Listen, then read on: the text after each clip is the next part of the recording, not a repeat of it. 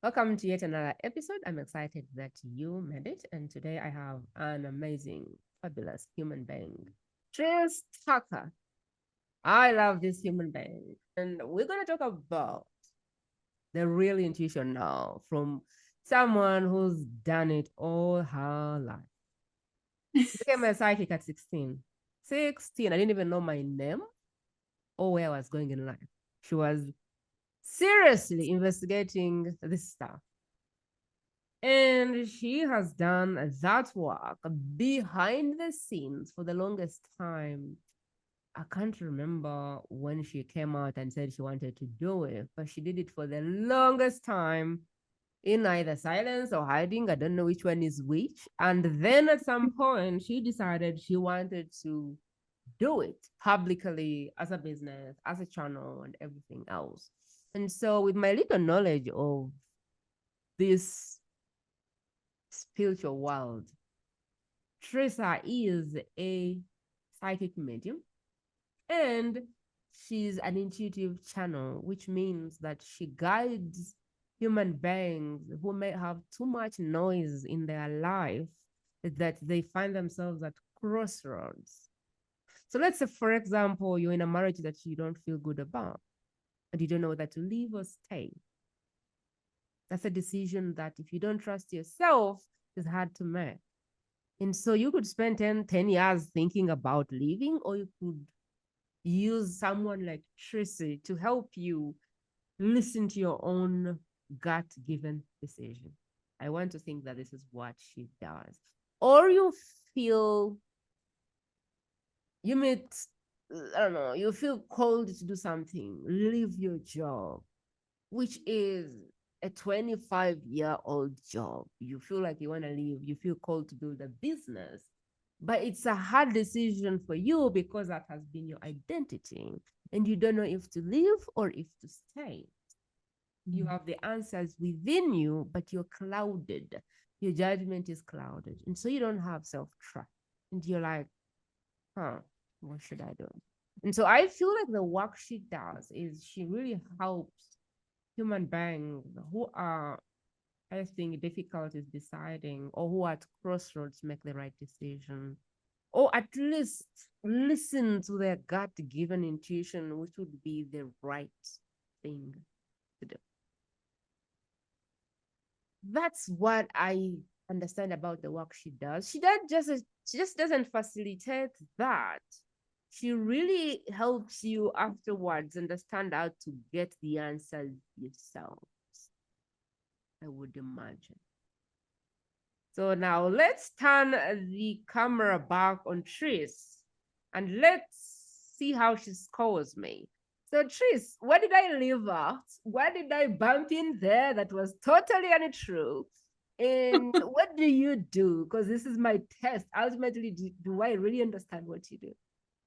I think you did a great job. There's a little bit more nuance to it because making choices from your gut. Sorry, that was my crystals. I have crystals on me, by the way. I love crystal energy.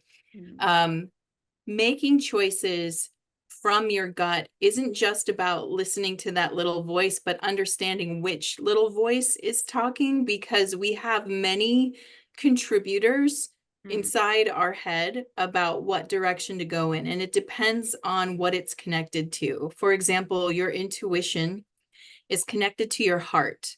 And this is the energy center where our connection to God and source energy lives. So when we're following that guidance of the heart, we might feel like we're taking a risk. When our heart is open, we can feel very vulnerable.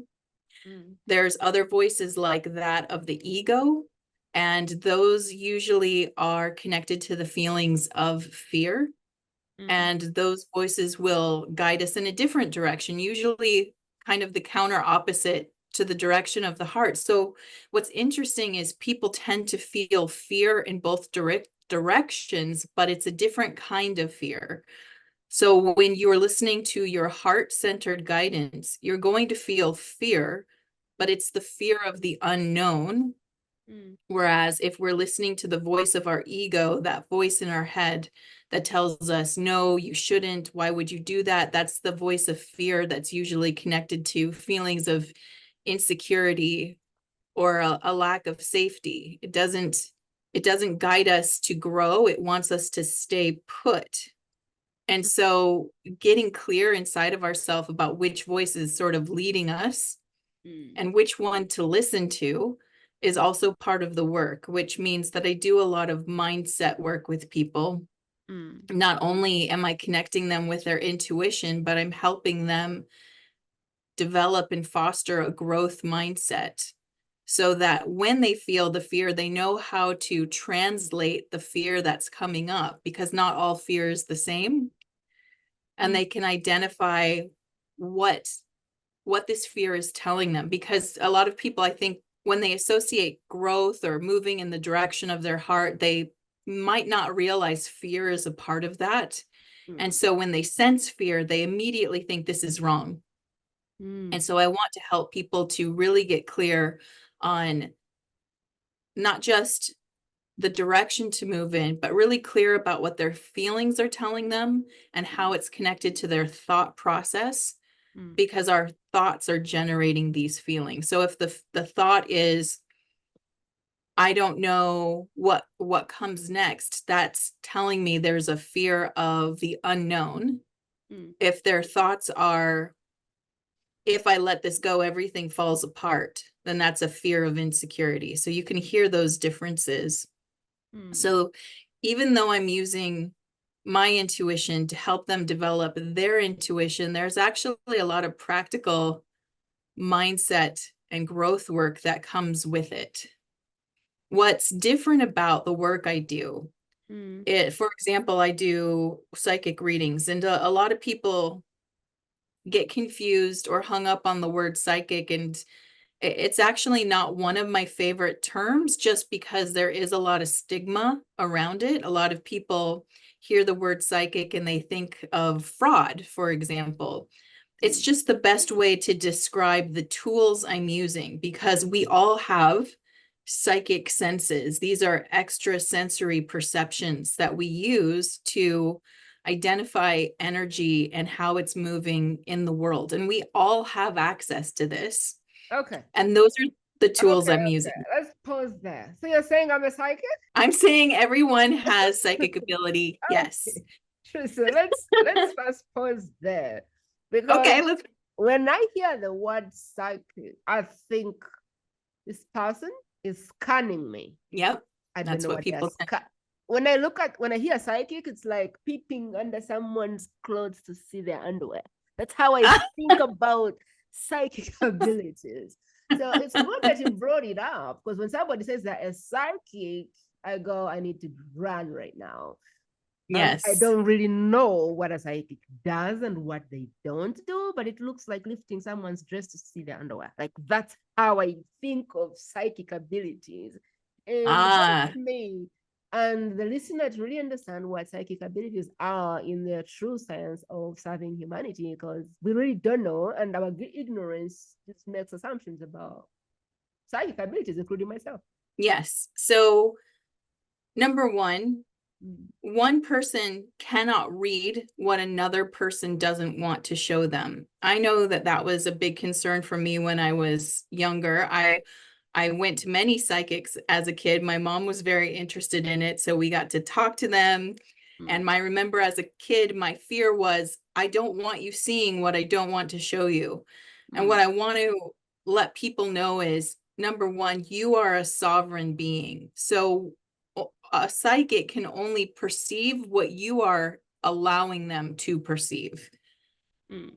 That's number one. Number two, a lot of people confuse psychic with premonition, meaning that they're seeing into your future, like they're telling you what's coming, like you have no control over that. That's also false. You do have control over that. Mm. What a psychic can perceive is, on the current choice you're making, the most likely outcome looks like this. But Mm. you always have free will to choose a different path. And maybe hearing the information you hear might make you consider choosing a different path or staying on it. 2 or 3 rather, psychic abilities are, I want you to think of them like an extension of your physical senses. So most people have the ability to see, and you would have a psychic extension, which is called clairvoyance, the ability to see in energy. You also have the ability to hear in energy. So each of our 5 senses has a psychic component, and people who are limited in their physical senses, let's say somebody is born blind, they still have the ability to see psychically. So they're still perceiving with their mind's eye something that's happening that they can't see with their physical eyes. That's interesting. So you're saying for every sense we have a psychic sense. The question really Yes, is we do. it developed or not? Or are you aware of? So are you saying that these abilities can be nurtured and developed? Because I don't know what mine are, and clearly I'm not using them. So are you saying, So yeah. yeah, so we do all have them. We use them.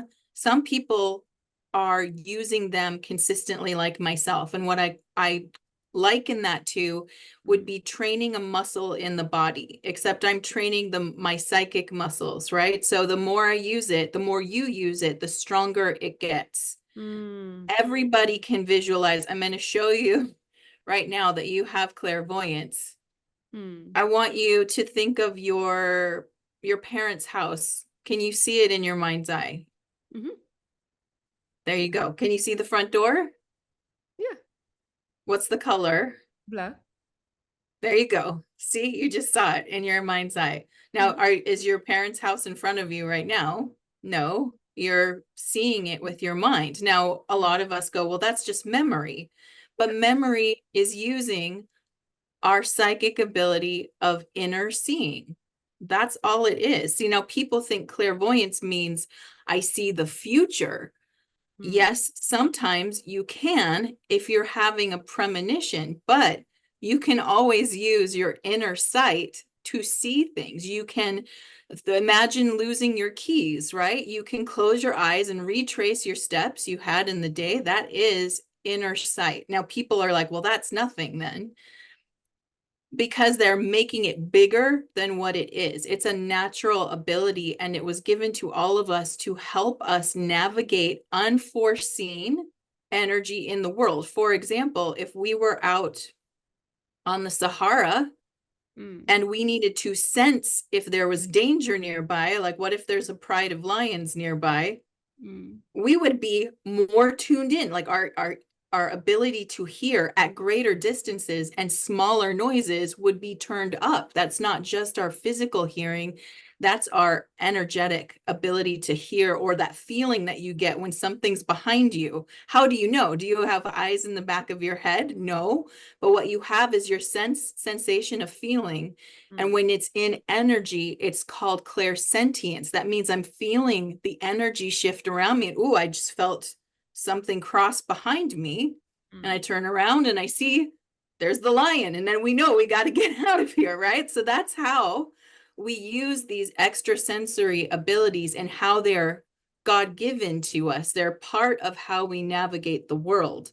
So a big part of what I'm helping people understand is, one, we have maybe listened to too many TV shows or movies where they make psychic abilities seem like these magical, incredibly rare abilities, when in actuality, they're abilities we all have. And yes, we can strengthen them, just like we can make our biceps stronger if we go to the gym. If we practice using our extrasensory abilities, we will get better at doing it for sure. Wow. That's crazy and really simple to understand, because the muscle is a muscle and you gotta grow it. And so if you That's right. never grow the muscles, you never get them. That's right. So when you mentioned that I'd been doing this since 16, I had worked with other psychics or intuitives who taught me how to use those muscles. And part of the work I do in the world is I teach other people how to use those muscles, not so that they can become a psychic or an intuitive, so that they can utilize the energy and the power of it in their own lives. So what you're saying is, if these people will say, I read energy. Okay, I have had people say I read energy. And what goes in my mind is, you read energy. Like, what do you mean? Are you saying they won't be able to read your energy unless you let them in, or can they inauthentically do it? So yes and no. One, they will authentically be able to read your energy if they get your permission. Two, there are things that you can pick up on a person energetically just from seeing them. And we do this again, you do this too. Let's say you're at a coffee shop and you see a man sitting there and he's got a scowl on his face and he's hunched over, and there's just something about him that makes him feel dangerous to you. You've already read that. You're reading, there's something off with this person. He looks upset, possibly feels threatening. I'm not going to sit near him. I'm going to keep my distance. That's the kind of energy we can read off of people naturally. That's more of a protection instinct for us. So yes, to a degree, people can read something about us. To be able to go into their energy field requires permission. So I do have this thing where I can tell people who are genuine and people who are not. And so someone will step in my Zoom room and I'll be like, no way. But I don't think about it as psychic, whatever. Like, I just know, like, man, this person needs God. Because there's not an inch of them that is genuine about whatever they're doing and what they want and why they're here. And so when I meet people like that, I go, Jesus, there is no short of clients. If people like this are in the market making money and growing big, there's no short of clients for people with a pure heart to serve.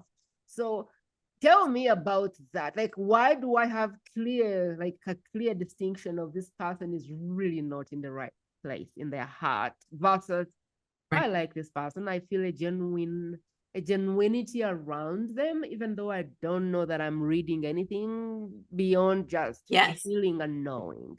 Explain to me what that is, because I'm pretty accurate with that. Yes. Okay, good. So number one, what I want to say is that you never have to accept that you're psychic or intuitive to utilize it. Okay, these are labels that we make to help kind of logically understand what we're experiencing, but you would never have to claim those to use them. You already use them. So what you're talking about here is you're talking about receiving a person's energy field. So this is what we often refer to as an aura. And the cool thing about our aura, we often think, oh, it's just this bubble of energy around our body. Maybe it's just right around our body. No, our aura is immeasurable. We can send it. I can send it over to you right now. I could expand my energy field. You can expand yours. Come over to me.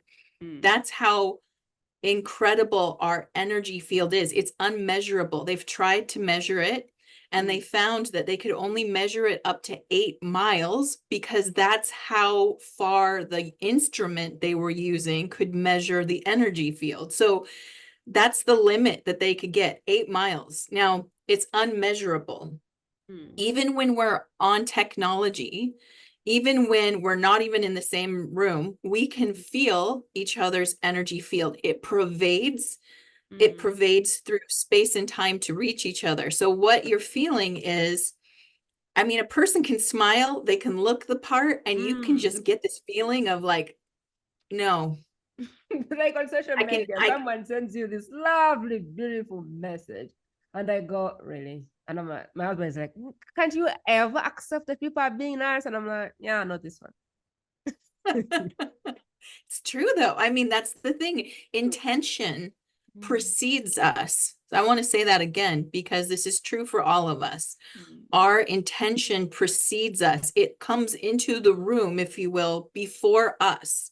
So if we have a pure intention of connection and creating like co-creating together, like Prima and I are doing now, having this conversation, if the intention on both sides is pure, we will have that harmonious feeling.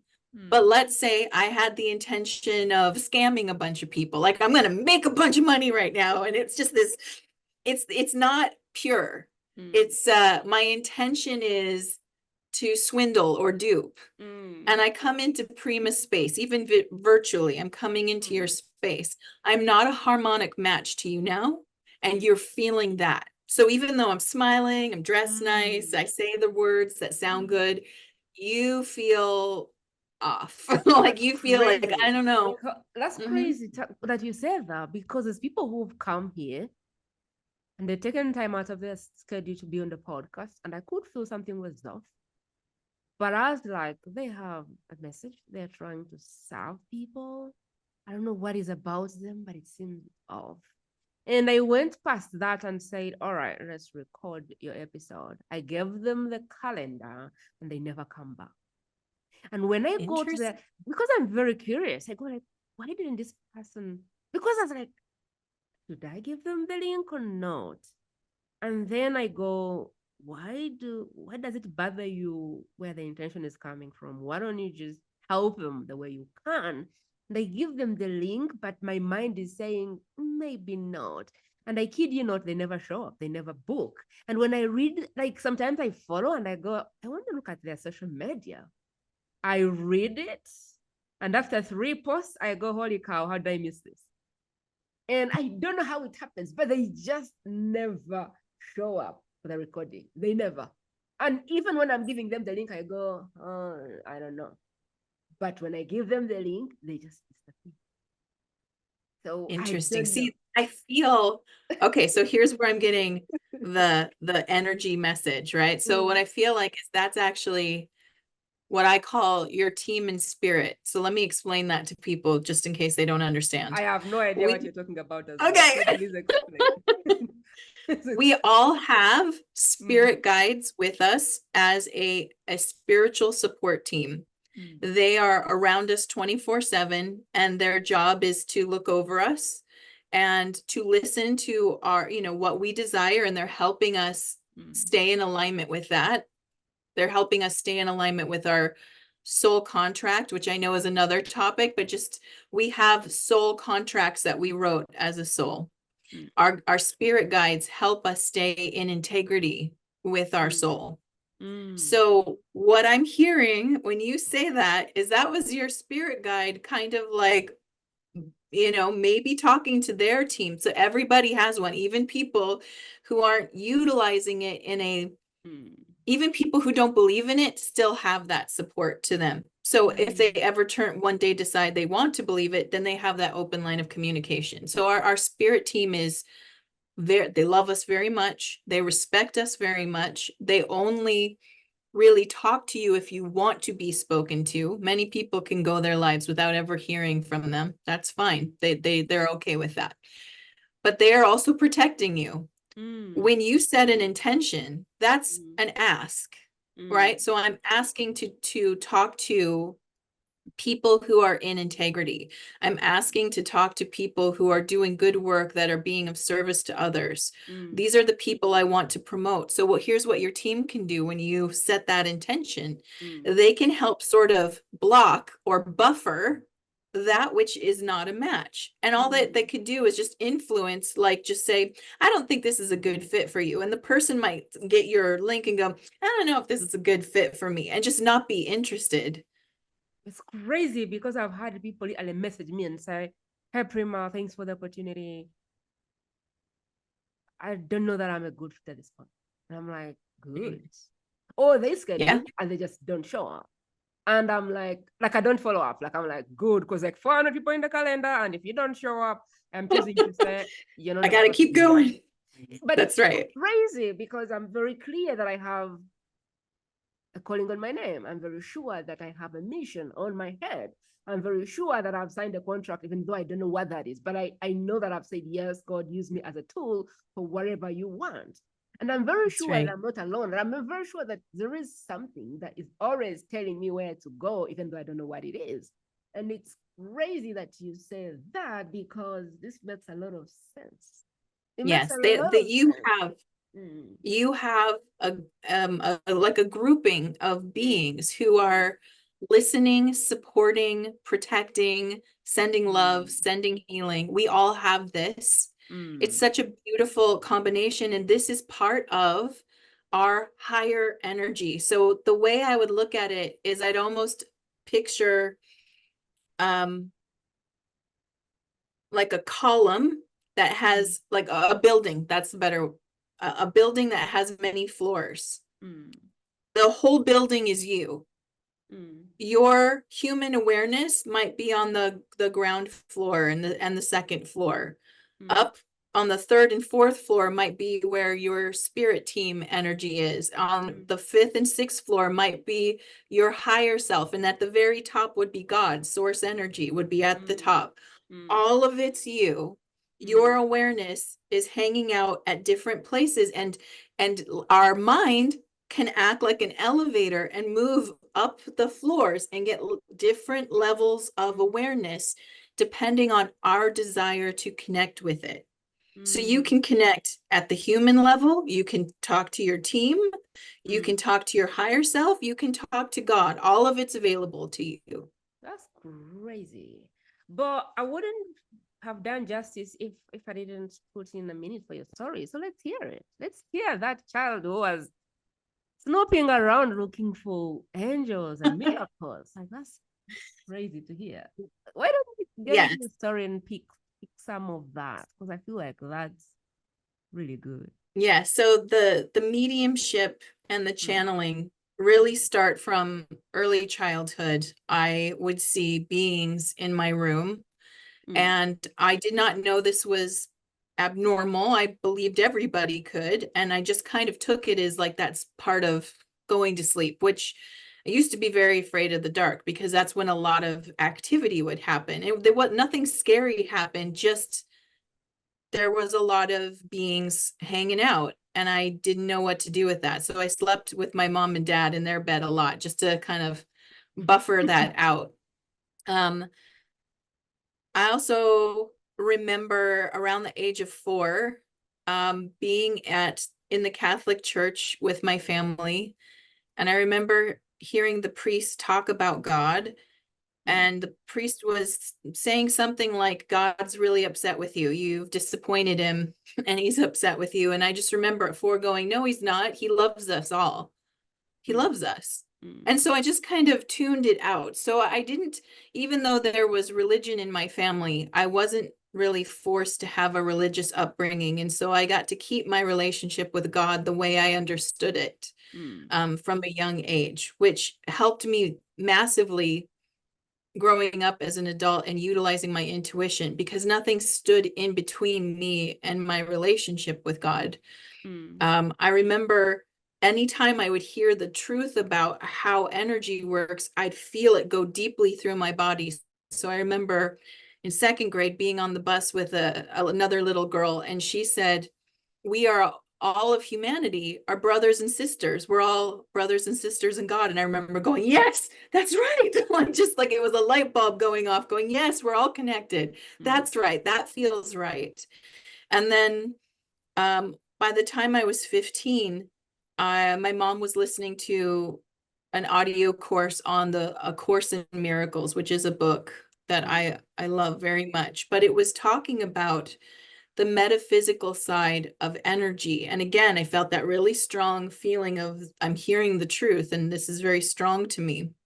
And basically, it was the understanding that, we are all connected as one. We are all energy. This is how we are able to read each other because technically the only thing that separates me from you is our thoughts that we're separate. That's it. We are mm, actually more connected than we are separate.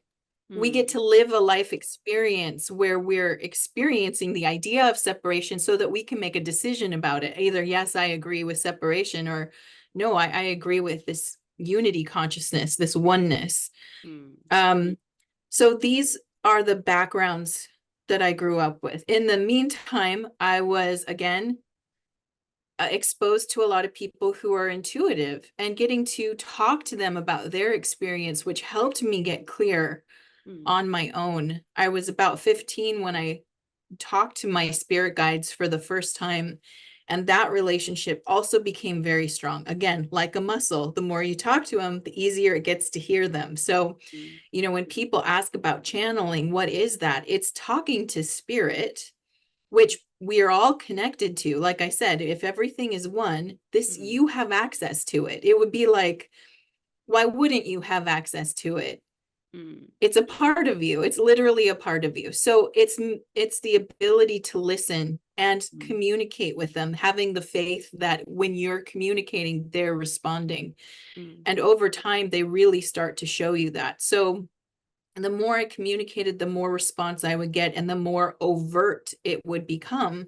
And I started to see that no matter what work I did, what would happen is that people would sit down and talk to me, and the conversation, no matter what it started with, would automatically go to trusting yourself and automatically be about, you know, what do you feel like your life purpose is? What are you here for? And what's keeping you from expressing or experiencing that? And this was just happening to me. Like you said, you feel like you have a calling on you. I remember I'd be doing makeup. That was a job I did when I was in my 20s. I worked at a makeup counter and I'd be doing makeup on people, and silly me thinking that's what I'm there for. When I'd be having these like 2 hour long conversations with these clients. And at the end, they felt like a burden was lifted just from talking to me. And again, it would happen. I worked as an art director in a gallery, and people would come in. You'd think they're there to look at the art, but they'd stop and they'd talk to me, and we'd have these deep conversations. So it was one of those things where I didn't know I was doing the work, but I was. And the conversations were always around clarity and me introducing them to parts of spirit, if you will. Just like I was telling you today, I'm like, you have a spirit team. They are working out for you. And it's kind of like, oh, yes, that makes sense. Yes. So this is the sort of the natural development of the coaching practice over time. The psychic ability things would also come up where people would feel the need to shift energy and they would turn to me. This happened a lot. That I was, like you said, in hiding. I didn't know if anyone would approve of me claiming this, but I also was utilizing it. And so what would happen is I would mention it to someone and they would be very receptive. And then they would ask me, I'm going to do this, this charity benefit. I need to clear any negative energy from this space and create a space for abundance and joy. And I would do that work and it would happen. And then another person would ask me to do that work. And so it was, again, I was doing the work that I didn't know was mine to do. These opportunities just kept coming up. And it was a point at which I was in a meditation with my own spiritual energy. And I remember I was very stuck at this point. Nothing in my life career-wise was blossoming. It just kept feeling like I was at a dead end. And I asked, what do I need to do? And my team responded with dream bigger. And at the time, I had no idea what that meant, to dream bigger. I thought, how big am I supposed to go? But it was just like, allow yourself to be who you are fully. Stop trying to hide this part of yourself because you're so worried about whether or not it will be accepted or approved. Why don't you accept and approve yourself and see what happens? And when I did that, that's when life really started to open up. That's when other gifts that I had really started to come to the forefront. And I'd have people tell me I have the gift to channel. And at the time, I was so scared to hear that. I was like, no. Now that's not something I can do. It's funny. And yet, it's funny because I just went off with a gentleman who told me his message, and then I reflected it back to him, and he was like, "Are you psychic?" I'm like, "What?" It's like, how can you possibly say every word I had in my heart but didn't know how to pronounce? But somehow you've been able to just say it the way I've been praying and wishing to say it but didn't know. And I'm like, okay, I have no idea what you're talking about. And I was like, that's really scary. And I was like, you, if Yes. you're not a psychic, you must have some abilities that you don't know, but you do. And I'm like, okay, what about I just understand messaging? And he just started laughing because he was like, I don't want to scare you, but when the right time comes, you will know. And I'm like, okay, that's scary.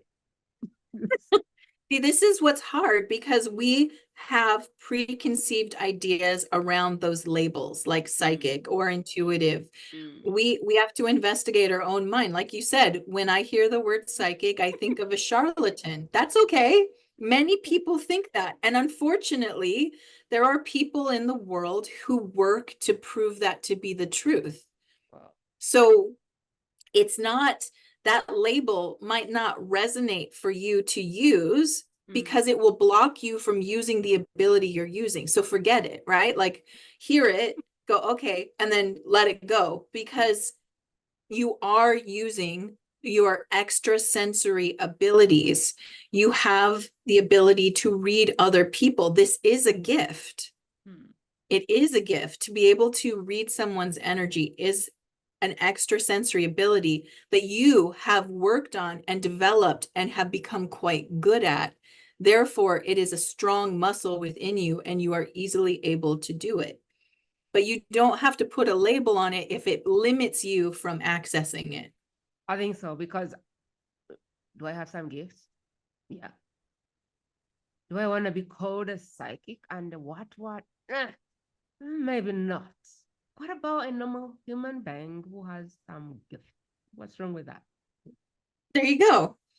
I find so the reason I do use it Mm, was is because I do also do readings for people. mm, And I felt like it was the word that described the job the best, but mm, it does come with that baggage. And so part of the work I have to do is prove my authenticity, mm, prove my integrity mm, and intention. And when mm. people can read that, then they can go forward. Then it's okay. So tell me about the readings. You know, I've never taken a reading because I just don't understand what's the point. And why have I lived my whole life without reading, and now why am I reading? Like, tell me about that. Maybe after I've had your explanation, I will take a reading because I'm like, you want to read my palm? Why? What for? What's wrong with me that you want to take my reading? No one has ever explained Yeah. to me why I need to take a reading. And what tell us about that? Because I feel like now I understand psychic and okay, maybe I was really, really shallow with it. But what about readings? What does Okay. having a reading help me achieve that I don't have now? Okay, that's a good question. So again, I want to preface this with Mm, everybody does it differently. mm, And I want to take something small that you had mentioned, like a palm reading. mm, Palm reading actually has a little bit more of a like a pre-medical era mm, component to it. What I mean by that is by reading our palms, mm, they were able to get a lot of health information out of people. So now imagine before we have an established medical um, industry or community available to us, how could we get information about things like health and vitality, mm, except that it does show up all over your body? So if you look at, for example, Chinese medicine, mm, they're reading like there's readings of the eye, right? There's readings in the ear. There's all these meridian points that they're looking at. The body has maps all over it that correspond. So when people think about palm reading, they tend to think about it in some kind of mystical way, like the person staring into their hand and getting visions. But actually, there's some components to the hand that can tell you mm, based on the color of the hand, the texture of the hand, the firmness of the hand. This can give a lot of health information. And then, of course, there are markings which that they're reading in the hand that can give other bits of information. So this is one style mm, of reading. mm, Now, I predominantly read people online. So we're not going to do hand reading. It doesn't really work online. You need to be in person. So the kind of work that I do, the kind of readings I do is, one, I ask permission always. So I'm asking permission of the person at the beginning if they're okay with me reading their energy. And when they give me permission, then what we do is I align my energy to theirs. So I try to bring us closer together in energy so that I can look and feel what happens. So I'm highly empathic. So when someone says, okay, you can read my energy, I move my field of energy into theirs, and then I start to feel the things that they're feeling. And specifically what I do is I will feel into their energy centers, and that gives me more information. So again, I'm not seeing specific moments in their life, I'm getting feelings off of them. Like, for example, if I'm reading a person and their solar plexus, if I feel into that and it starts to feel weak and I can tell I'm nervous. I'm like, this is a nervous person. They're holding a lot of tension in their solar plexus. They're not so sure about a choice maybe that it's related to, or they're not very secure in themselves. That's something I can guess. A lot of times, if someone's holding a lot of grief, their heart feels tight. So I will feel a tightening in my own chest. This is where we hold grief. So let me ask, how long Yes. does it take to read someone? It depends on the kind of reading we're doing. So generally, I can read someone. I usually give it about 25 minutes for a short session. My most popular session is about 45 minutes. And then if they want to talk to spirit, see if I can connect with someone on the other side, that's about a 90-minute session, because that takes a little bit more energy. Okay. Then it doesn't make sense. I thought you would do like a small demo on me, but 25 minutes might be too much for this. Okay, so you were telling us through it. I was going to be the live example, but it doesn't work. If it's going to take 25 minutes, it made... Yeah, I mean, I would love to, we should do a different one where we put some time on that. But what we're doing in energy, so I read the energy and I give feedback about what I'm feeling and what I'm getting. And I can also feel what's very strong too. So I do acknowledge where I feel the strength in the body, where what feels grounded or what feels really developed. I will let people know what I'm getting. And then I also point out with love where I feel there's a block or tightness or a wobble sometimes. And I explain what's coming up with that. My team will usually give me a few keywords and say, this person's got a heart wall, right? So they're protecting their heart from being hurt again. And they'll show it to me. They'll show me what it looks like, give me kind of a visual so I can explain how it feels. And that's me reading the body and reading the energy. And oftentimes I will pair that I use tarot cards. Now, what tarot cards do and how they help is they are tools that connect to the subconscious mind. And so what happens is I will have the person focus on their question and tell me when to stop shuffling. And I will ask them how to flip the cards over, and they will tell me. And then what comes up are a bunch of images and symbols that help me read what the universe is talking about in regards to the situation. So many times it'll explain to me the energy of the situation, and then oftentimes there's guidance, like this is how would we move through that. So they're often giving me information on what the person's going through and what's blocked, maybe at the subconscious level, and then how to proceed in the direction you desire. Pretty cool. So walk me through the process of, or is that what we were going through? The process of, Therese, I know that I need to do this thing, or I don't know, but I need to make a decision, and I feel like I can't do it. And I don't want to make a long-term decision and get it wrong. So I'm coming to you because I feel stuck and feel unclear. And I don't want to make a decision that is wrong. So walk me through that process. Like, what's step 1 to Or which process would you like to explain? Is it the how you get me clarity, or is it how you empower me to get my own clarity? Which one would you love to explain for this episode? Mm.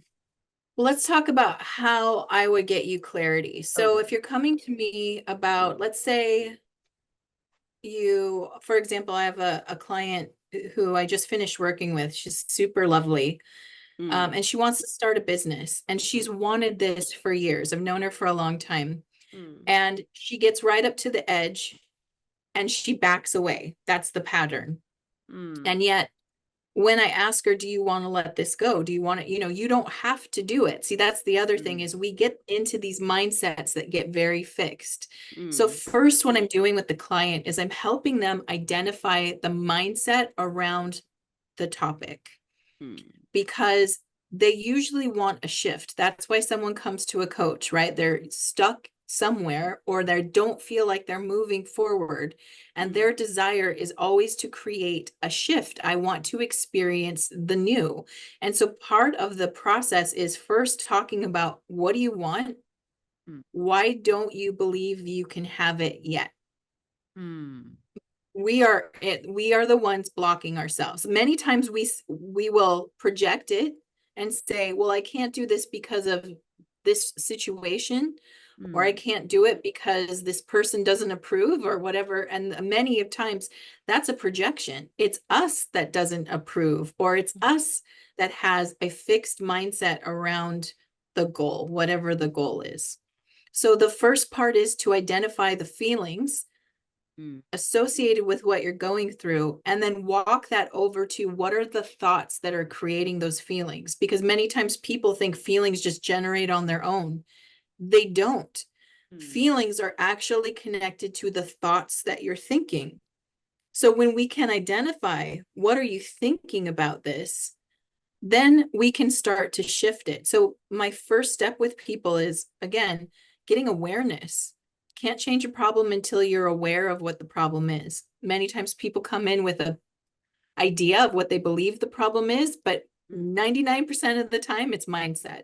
mm. It's a blockage around. It's a blockage that is just stopping us from making the decision, but we really have the answer. It's just we've blocked it. So walk me We do. So through. So you ask them about their thoughts. So how do you? Let's say someone comes and says, "My business has been plateaued for the year, and I wonder what I'm not doing to move forward. I wonder what I'm not doing because my business is not growing." Let's assume that it was because people want to make money and people are in business and people will come and consult for my business not working. Is that like something people can consult for? yeah, they absolutely can. Here's the funny thing, right? I'm Mm, not, even as an intuitive or psychic, however you want to mm, say it, I'm not going to tell you something you don't already know, because mm, here's how divine messages work. mm, Your messages will mm, always be delivered straight to you first, mm, always. And here's what most of us do is, we get the message and we go, I don't want to hear that. No. Gotta be something else, right? So, mm, for example, mm, I was struggling with being visible online. mm, And I kept hearing my team say, you need to get on podcasts. And I went, no, no, it's got to be easier than that. Can't be that. There's something else, right? How am I going to find these podcasts? I don't know. I don't know where to look. I don't know what to do. And I have my own. Isn't that enough? I've got my own podcast. I don't mm, need to go on more. And I kept hearing it. It was like a little voice at the back of my head when I get sad about, why is it so hard to be seen? And they were like, because you're not getting out there and asking people to see you. You're not asking mm, to connect with people like Prima and other people. mm, And I didn't want to hear it because it felt too vulnerable. It felt too, um, it's sometimes hard to ask for help. It's sometimes hard to reach out to people and mm, say, will you give me a chance, right? This is something people struggle with. And mm, in my own life, I do the same thing. I'm not a perfect person. Just because I'm really connected to my spirit team doesn't mean I'm always good at listening, because of my especially to your own. own messages. That's right. My own Mm, self-limiting thoughts get in the way. mm, So what do we do when that happens? We start looking for other reasons No, Mm, there's another reason it's not happening. And your team will be consistent and say, you need to get on a podcast now. mm, So what I help people do is get honest with themselves because, like I said, mm, Spirit, God has already put the answer in your heart. The mm, answer is already with you. You're not listening or you're avoiding it mm, because of the self-limiting beliefs, because you've got something that you're blocking. Maybe the fear is like, I'm being kind of vulnerable here, but one of the things I've constantly had to work on in my own life is the fear of not being enough. Somehow I'm not enough, right? And mm, so when Spirit asks me to be more visible, to put myself out there, I always come up against that fear of what if I'm not enough? So mm. that's what blocks me from moving forward. Of course, I've worked on it and here I am, and I'm so thankful to be connected with you and having this chat. But I had to do the work to get out of my own way. And that is what I help people do. And Mm, then when you do that work, you're going to trust yourself more. more.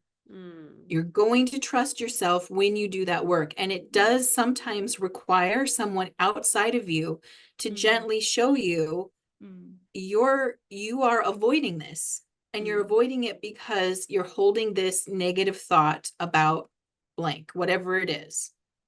This is crazy because here's how I'm picking this. We all have access to the answers, but we all don't hear the answers. And so Yes. it's like we're over here, the thing we want is over there. And it's like we have Mhm. internal noise. It's like we have unfinished Yes. business in the middle. There's trauma, there's fear of failure, there's avoidance. It's like we are not allowing ourselves to hear the answers because of the noise that we've created. And so you That's right. coming is helping us like kind of clear this so we can see. And so then how do I develop the muscle when you when your team is out? Like, when is it that people come to you to develop the muscle, or they just want the answer and they just love their noise? Otherwise, they don't want to connect with whoever. Right. Sometimes, so when there are Mm, people who they just want me to tell them what I'm seeing and that they'll book a reading. And then there are other people who actually want to move towards their heart's desire and mm, they realize they're getting in their own way to some degree. And they also realize that maybe I need someone to hold my hand a little bit here and encourage me, right? That's where the mm, empowerment is coming in. Sometimes we all need someone to say, you've got this. We talked about it. You know what to do. mm, You know the answer. mm, You know why you were avoiding it. Now all you need to do is be brave enough to take a step forward in the direction of your desire.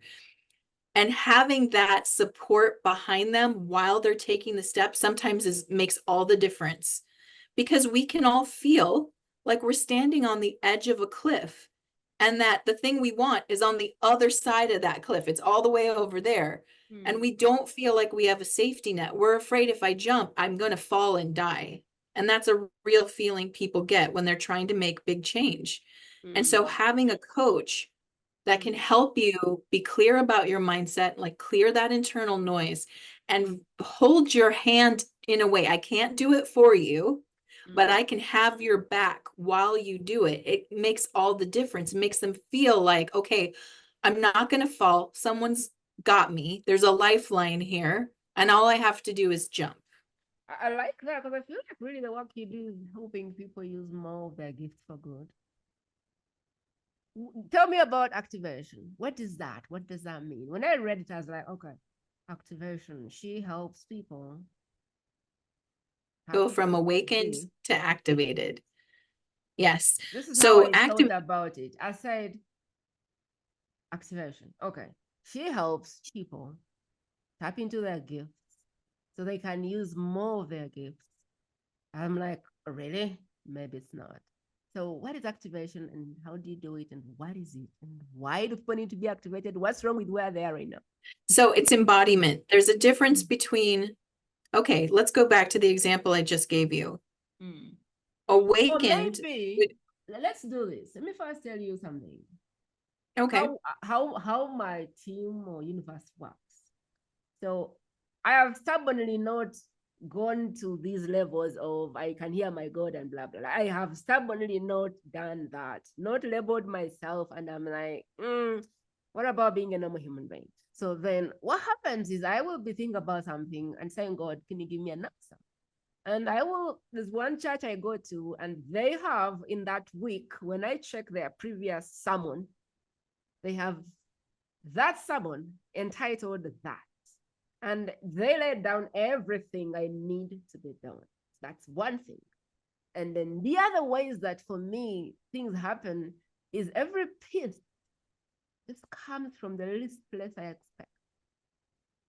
Like I just see like one piece comes from here and another piece comes from here and another answer comes from here. And it's like different random people are coming to me with gifts, with an answer to the question that I have in my heart that I am too lazy to contact God directly and get.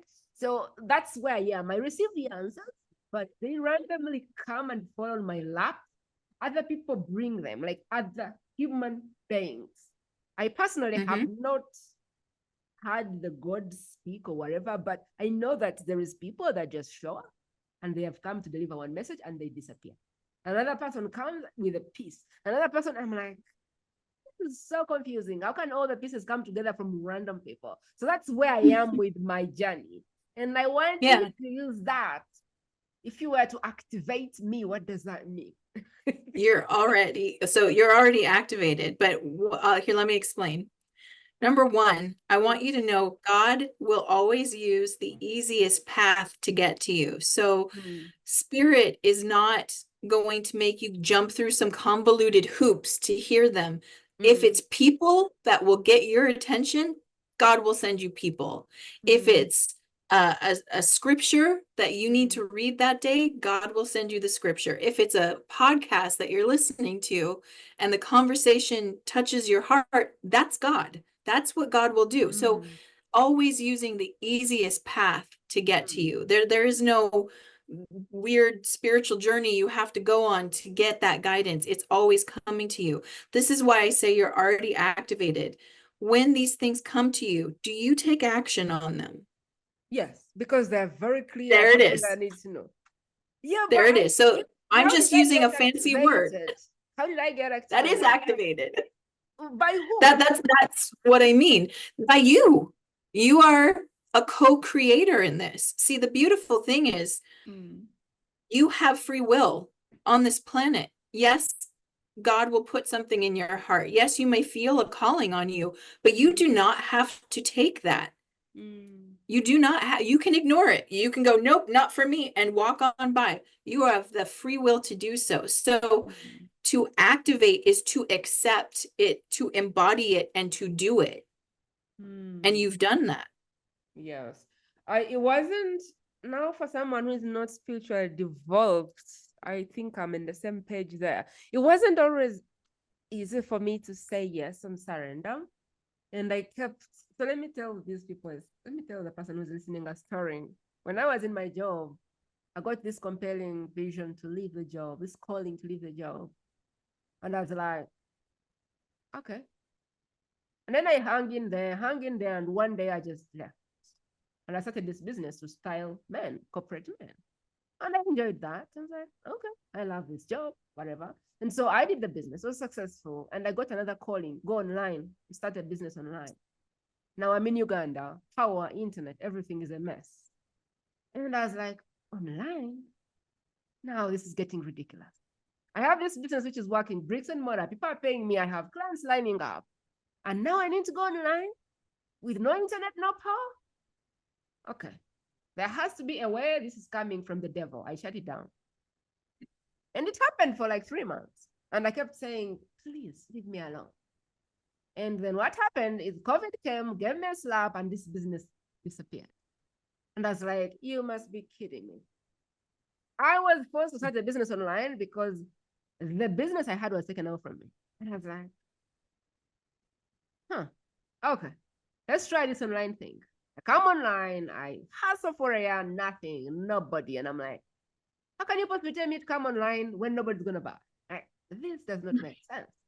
And then month 9, I get my first client. A year later, it's a 6-figure business. And I start getting the voice again. You need to leave this business and you need to create a business, a facilitation which breaks generational curses.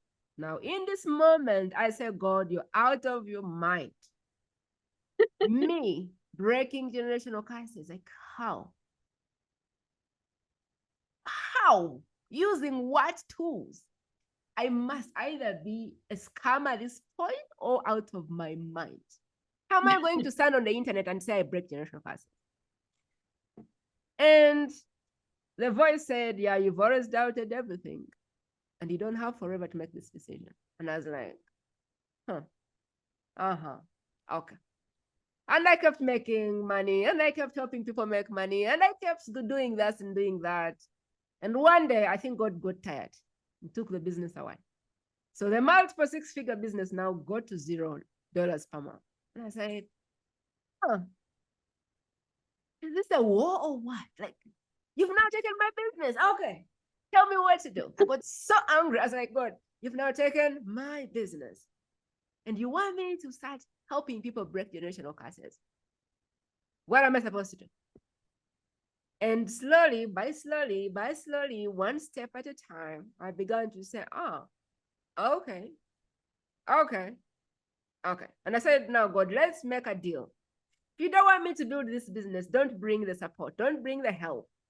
If you want me to do this business, bring the pieces. And I kid you not, this is the stage now.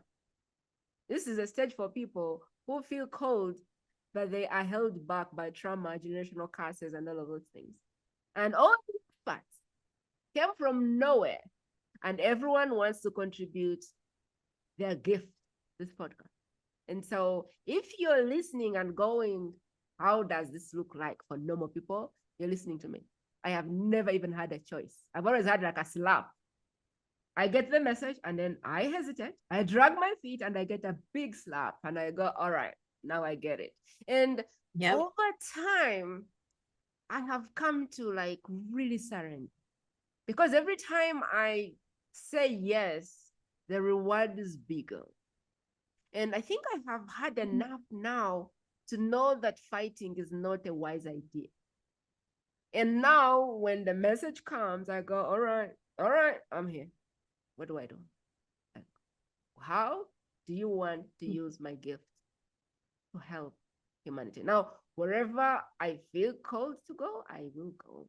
And when this happens, I think the activation is saying, yes, use me now. I am available for the work. Now, God to you can be something. I believe in God. I believe in Jesus. I don't know what you believe in, but I think it's different for everyone.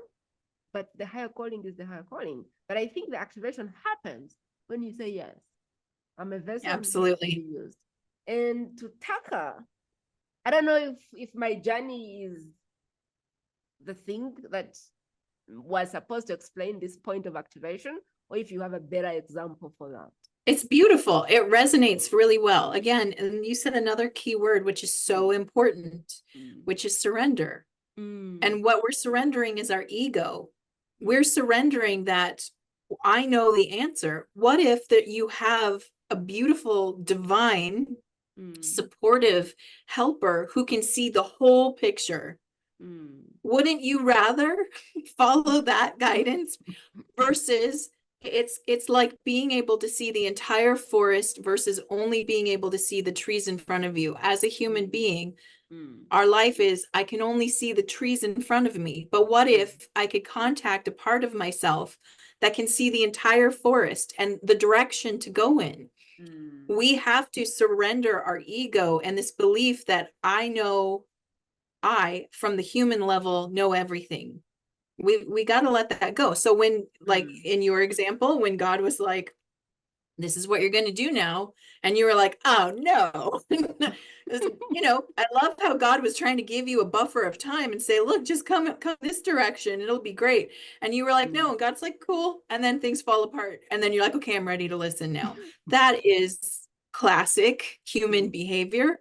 That's how a lot of us do, myself included. Like I said, I didn't listen to the whole podcast call that happened over a year ago. I barely gave it energy and nothing really happened. And I said, see, I'm right. Nothing will happen, and the universe is like, you didn't even try. You didn't try. So it did. I had the same experience where things like I needed to expand. I needed to expand. It was time. And I had to take a little bit of the slap in the face of like, are you awake now? Do you see why I asked you to go in this direction? And then I was like, I see. And then I suddenly could see how little effort I had put out there.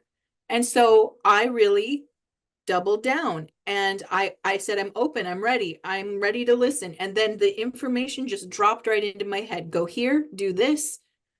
You've got everything you need. Here's all the tools. Here's how to do it. All dropped into my head just overnight. It was like I woke up one morning and I knew the answers because I accepted it. That's activated. That's what it looks like.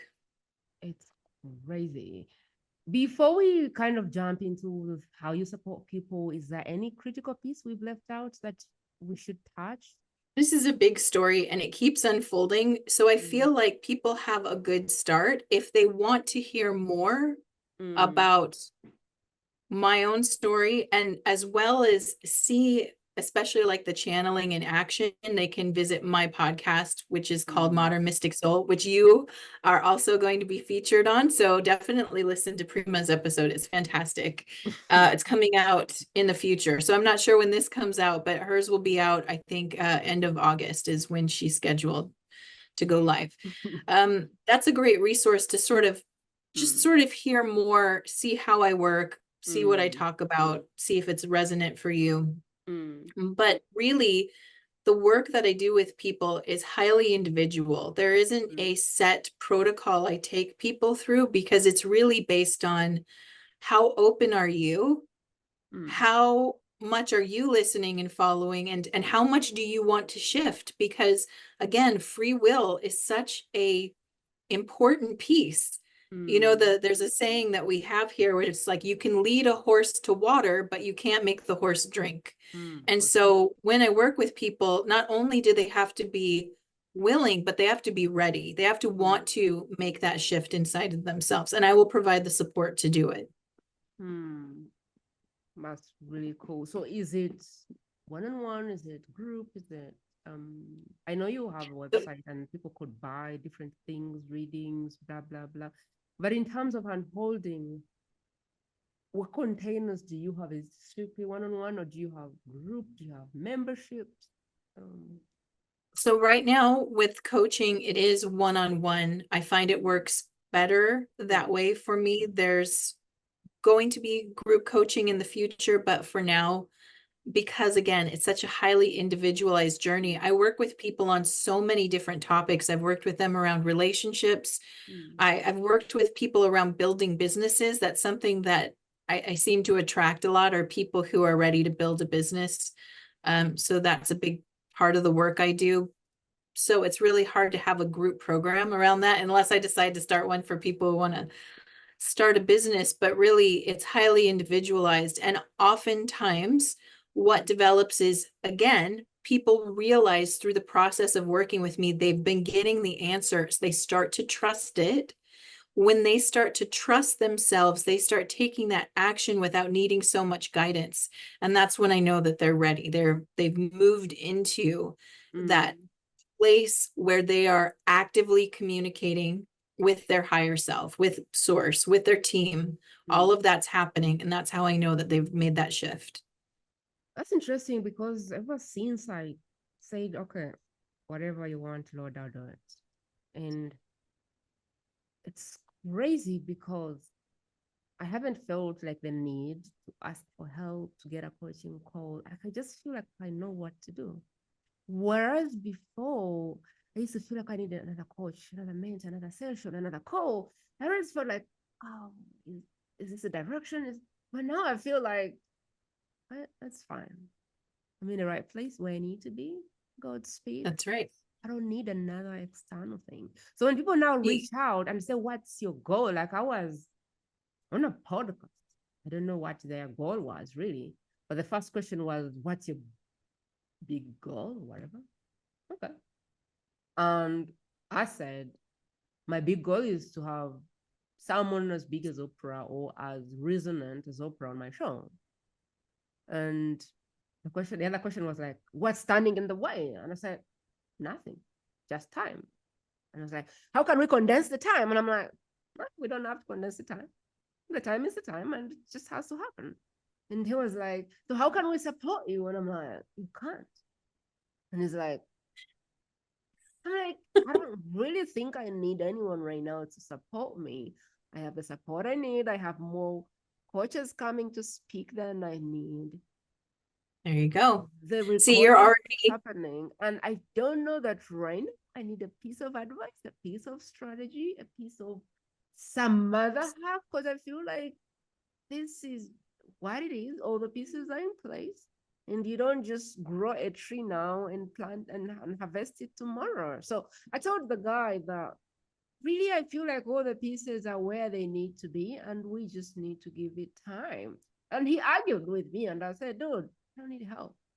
And it's funny because you said that, because the moment you start listening to the intuition, the answers are there. That's right.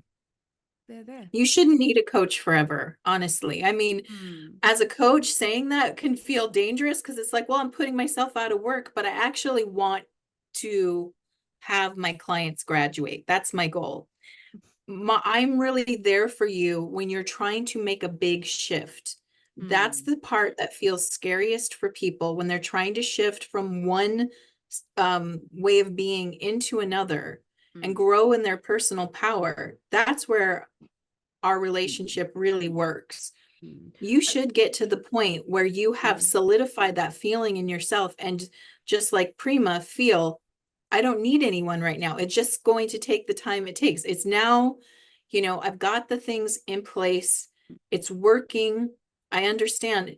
Maybe at another point, you're going to reach the next tier up, right? Where you feel the glass ceiling of thought, meaning that I'm trying to reach higher and I'm hitting those limiting beliefs again, and I'm having a hard time breaking through.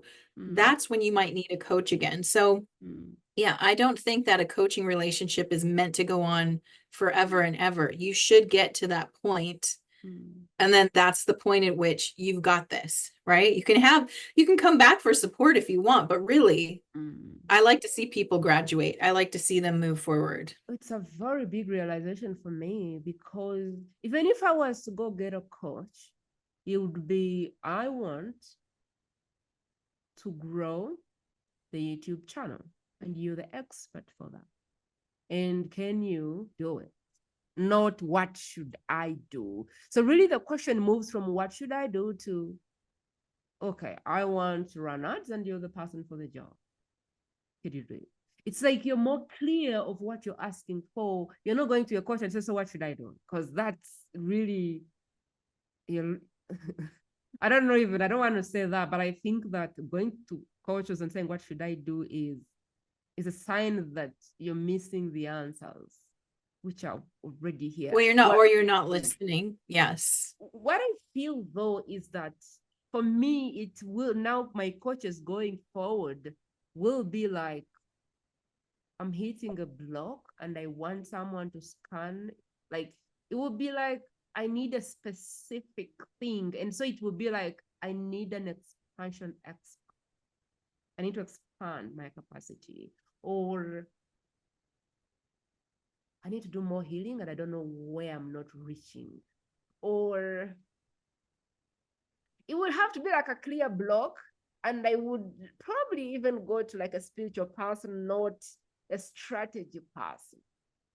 I feel Right. like Well, now I need less tacticness, less how-tos, like tricks, and more holistic evolution of the human being that I am to expand into the thing I am trying to do. But that could be scary for someone who doesn't understand what I'm saying.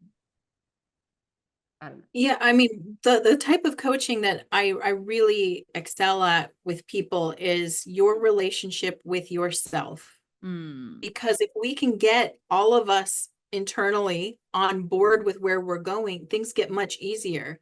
The conversation you and I have been having has been a conversation about, yes, I've been receiving the guidance. I also offered resistance first. I wouldn't move. When I was asked to move, I said no or go away. That means I'm not aligning with everything going on inside of me. So, and here's to, I'm not telling people that you're not going to feel resistance if you work on this. Yes, you will. You will see it though. You will recognize you're in resistance and you will have a desire to shift out of that and into surrender, just like you've exampled for us. Oh, you know where to find Therese.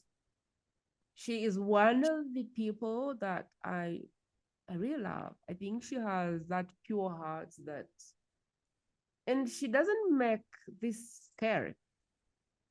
There's people who talk about spirituality and I want to run away because I'm like, okay, what is that? And I'm like, okay, whatever it is, just serve me. But when she speaks about it, I feel like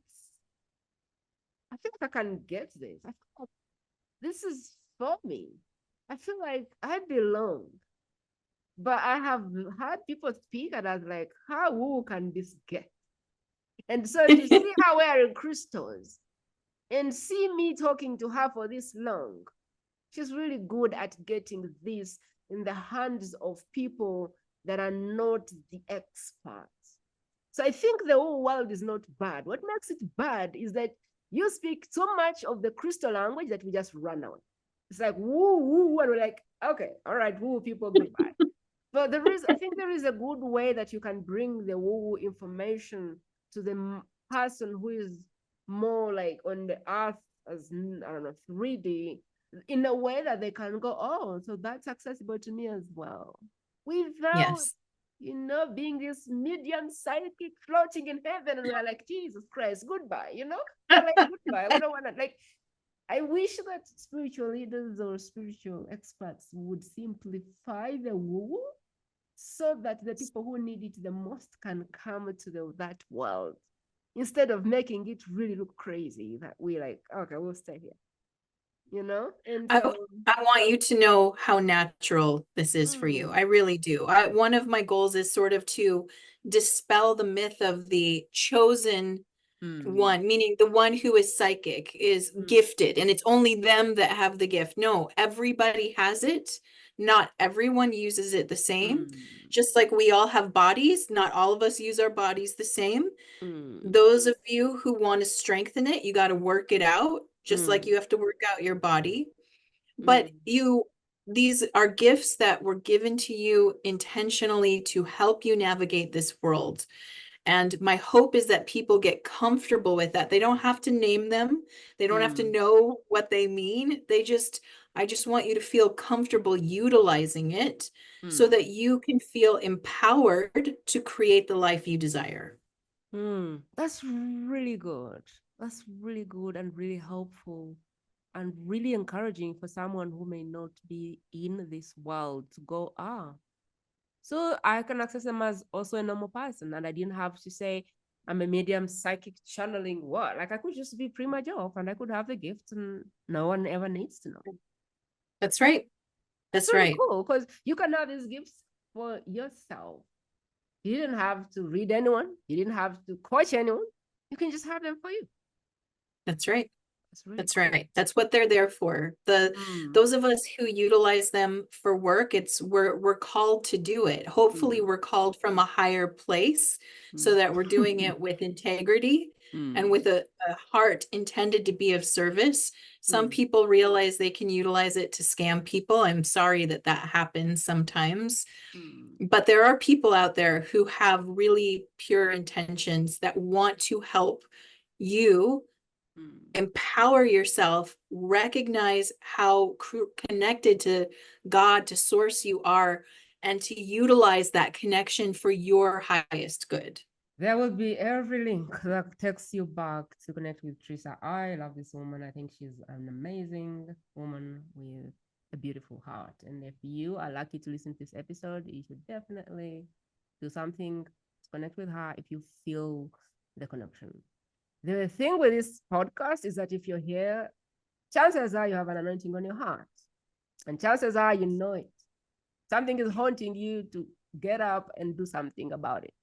And so my job is to bring these guests because the how is right here. And if you're listening to this and you have the calling, you know, I don't need to label you. I don't need to encourage you. You already know you have the calling. And so welcome to the club. The thing though that I would encourage you to watch out for is the connection to the energy of the speaker. And if you feel the connection, if you feel the thrills, if you feel the goosies, that's your message. And usually I like to say, scan in the show notes, book a call, get in the room. See a message, you're not running away. Get in the room, get to work. If Therese is not your expert, no problem. Come back, scan the titles, find your expert. But you have to be clear of what are the answers you're looking for. Mm-hmm. The calling is clear, but where are you stuck? Get clarity around what answer are you looking for, because there's going to be experts that hold the how to all of the answers you're looking for. But you need to be clear, what are you looking for? Because if you're not clear, you won't be able to go through every expert possibly. But if you're clear, you just go through the titles and you just click on the expert. When I was starting this channel, I asked that whoever has the wrong intention in their heart for the work they do doesn't make it. And if, God forbid, I miss them and interview them, I won't air the episode. That's my promise to you. And so if I air an episode, that is because I feel a genuine connection about the speaker, and I think that they are coming from the right place to start, and their message will help. And so if you're looking for it, that is why it is being released. And so this channel is for you who has a calling on your life and is looking for answers. So keep coming back, keep scanning through the titles and find the expert that is holding your how. But there is one thing you can do for this channel. The biggest gesture you can do for this channel is get this message and think, who do I know? Who do I love? Who do I care about that needs to meet Therese? That's all you need to say. Who do I know that this information would be life-changing in their hands? Just pick one person, drop this in their private space, WhatsApp, Messenger, wherever the place you're connected. Give someone a chance to meet Therese. And if you're listening to this because somebody shared it with you, that is because we have a string going. So please pass the message to the next person who do you care about, that you want this message to be in their life. That's the premise of the podcast. That is the marketing of the podcast. That is how the message is gonna move. That is what you can do to support the work on my life and all of the experts that come through. As always, like, review, follow, subscribe. Everything that you're being called to do, get in your app and just do it. You have no idea how big a subscribe button can do for me. You have no idea how big a follow can do. You have no idea how much we can accomplish by you just taking a minute to review, rate, subscribe. My biggest dream is that one day I will be able to bring anyone I need on this show to share a message. The biggest dream is that I'll be able to go and tell Oprah, I need you to come and share a word of encouragement for my people. But do you know what will happen when I do that? If I access Oprah at all, the question will be, how big is the community? I need to look her in the face and say a number that will get a yes. And you are a big part of making that happen. And I trust that you'll be involved, you'll share, you'll rate, you'll review, because we're in this together. Therese, how would you like to send us off? How would you like to send us off? I would like to give you a message from Spirit. Okay. Spirit would like you to know that you may have already interviewed the next Oprah type person, and that you Oh don't my even know gosh. it yet. Oh my God. I take that. Thank you. Take that. Thank you much for being on the podcast today. Thank you so much for hanging out with us. And Trace, we really, really appreciate your wisdom, your everything, your gift. Thank you for pouring Thank into the you. community. I feel chills right now talking about it. I really appreciate you, honor you, and thank you so much for coming on the show. Thank you so much, Prima. This opportunity has been so meaningful to me. Thank you for having me on your show.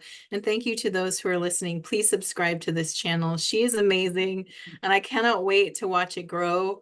And I have a really, really powerful feeling for you. So just like you said, all it takes is a little time, Yeah. but you don't know what you've already done. So it's beautiful. It's beautiful. Sending you so much love. All right. Receive your flowers, my people. I'll talk to you very soon in yet another episode. I hope this was helpful. That is it, my friend. To listen to more exclusive interviews like this one, simply go to the World's Best Kept Secret podcast.com and select interviews based on preferred topic.